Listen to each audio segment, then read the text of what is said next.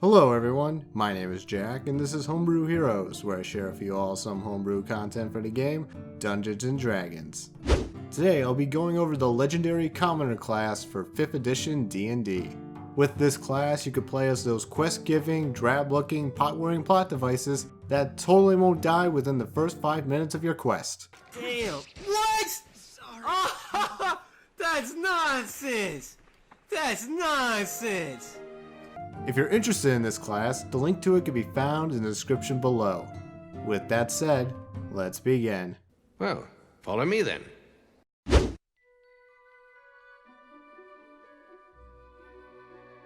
Most people believe you need to have special gifts, magic talents, weapon skill sets, deals with demons, the shield spell, or the lucky feat to become an adventurer.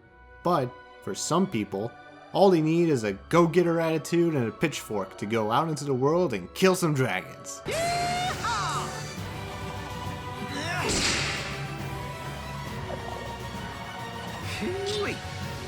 These people are the commoners, who are just helpful townsfolk that are ready to go aid their fellow heroes in their quest by any means necessary. Shoot me in the face! In the face! Do it! Shoot me in the face! Face, face, face, face, face! Now! Bullets in the face! Want him! Thank you! Created by Reddit user Hakuna Detada, the Commoner class is a complete player class that lets anyone play as these heroic RPG extras. In reality, this is entirely a joke class, as some of the features here are really bad or incredibly broken. But if you're looking for a fun class to play in a one-shot or for just for laughs, then you might want to try out the Commoner. What makes you think she's a witch? Well, she turned me into a newt! A newt? I got better. For the class features, you'll get a d6 for hit dice, which is the same hit dice as wizards. You'll get proficiencies in some weapons like clubs, daggers, torches, and pitchforks. You get to choose one artisan's tool to be proficient in, and you'll gain expertise in it. The saving throw you are proficient in is in Constitution, and you'll get to obtain one skill from a list of 6 skills. Since you are just a normal guy, you won't get to pick a background, and you'll start off with the barest of equipment, like tools and quote-unquote, probably a hovel. The first feature is Good Plain Folk.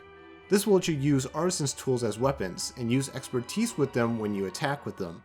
As a reminder, expertise with an item or skill will double the proficiency bonus on them when you use it, so you'll get a nice buff when attacking with creatures with cartographer's tools and painter's supplies.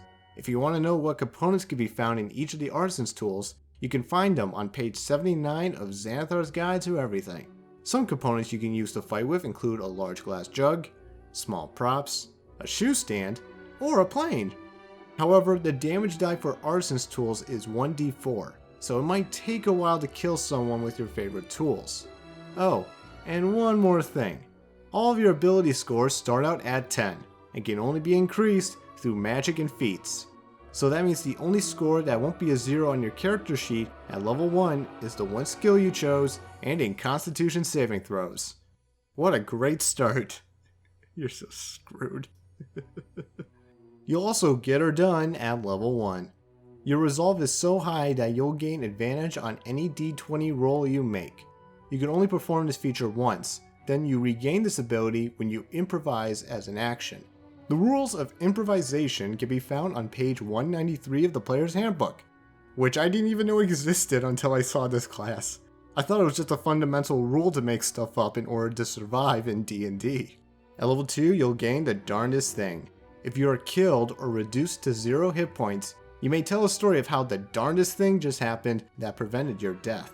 You could say anything, like the Transformer gods bringing you back to life, Superman saved you by reversing time, or a stranger appeared and blinded your enemy with Pocket sand. The bullshit story must be 10 seconds or less, so you have some room to be creative on how you survive. You can only do this once per long rest, so be sure you're safe after you land right back on your feet. All right, now talk. Give me that aboard code. Okay, I'll talk. There's 6 numbers. I'm coming, 2, Frank. 1, 7. Well, thanks a lot.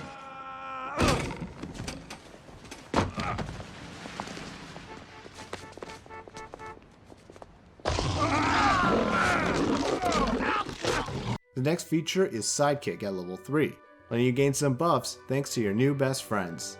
When you perform a long rest, you can pick one of your fellow adventurers and gain proficiency in one equipment, one skill, and one saving throw that the adventurer is proficient in. You can keep these proficiencies until you pick up proficiencies from another ally with this feature, or if you have spent more than 3 days without your chosen ally.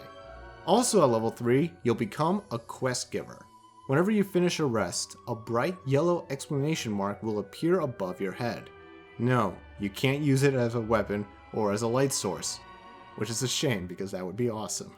With the exclamation mark, you can give 3 of your allies one quest each. You can pick the same quest to give everyone if you would like, but you can only have up to 3 quests up at a time.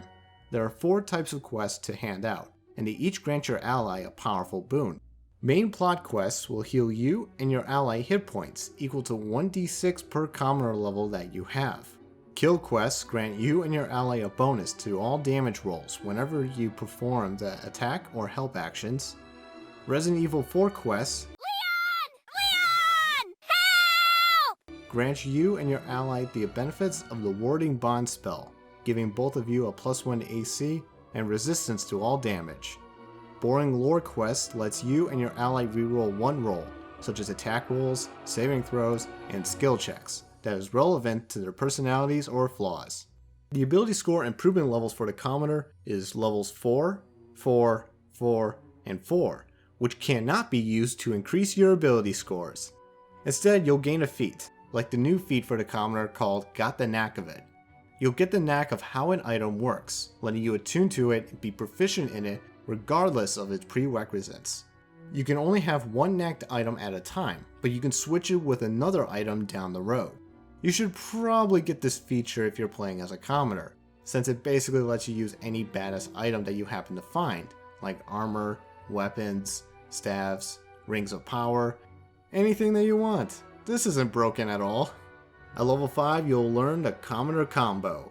When you hit a creature with your artisan's tools, you can shout out the name of a badass personal special move. Your special move will add 5d4 damage to the damage roll and one of 4 effects. You can shove the target with the move, you can somehow blind, grapple, poison, or charm the target, you can grant an ally advantage on their next attack against the target, or you can grant yourself temporary hit points equal to your commoner level. You can perform this move 3 times per rest. Then you'll learn about the Gosh Darnedest Thing at level 6. This just lets you regain the Darnedest Thing feature after performing a long or short rest, allowing you to cheat death through creative means way more often. Then at level 7, you'll gain the feature Glass Half Full. If you suffer from an attack that deals more than half of your current HP, the damage will scale down to dealing just half of your current HP. This feature will only kick in a number of times equal to 2 plus your charisma modifier, which is a joke because it's locked in at 0, and you'll gain your uses after a long rest. The level 9 feature is Waste Not, Want Not. By this point on your journey, you've been collecting so much magical scrap and crap that you've somehow cobbled them together into an uncommon magical item of your choice. The DM will ultimately decide on the item, but the item should be based on the artisan's tools that you're proficient in. You'll keep gaining new and powerful items through this hoarding habit at levels 11, 13, and 18. The next feature is Never Did Know My Grandma. Because you have survived this long, you've convinced yourself that you're something special and powerful.